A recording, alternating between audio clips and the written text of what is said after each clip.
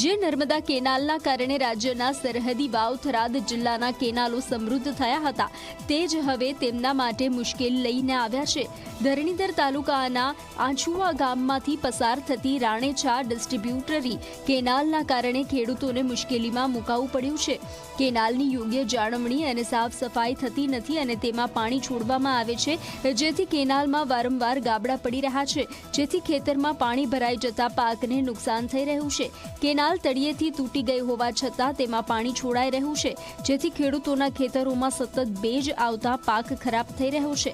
અનેક રજૂઆત છતાં કોઈ નિરાકરણ ન આવતા ખેડૂતો ચિંતામાં છે।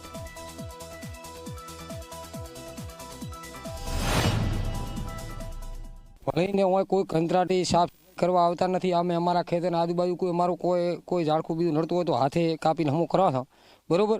અને આ સાલ વરસાદ વધારે હતો એના કારણે ગાબડા પડ્યા છે, બરોબર। તો 4 થી 5 વખત અમે રજૂઆત કરવા ગયા, બરોબર। ખેડૂત પ્રાંતમાં કરી, પછી નર્મદા ઓફિસમાં કરી, પણ કે થઈ જશે એમ કહે છે, પણ વળીને કોઈ ધોવા આવતું છે। 10 વર્ષમાં કોઈ કેનાલ સાફ કરી નથી।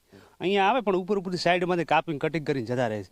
તળિયાની માટી કામ બધું એમને પડ્યું છે અને આ વર્ષે વરસાદ થોડો વધારે હતો એટલે ખેડૂતોને બધું નુકસાન બહુ વધારે છે અને ખારનો પ્રશ્ન થોડો વધારે છે, એટલે રિપેર કરી આપે એવી અમારી માંગણી છે।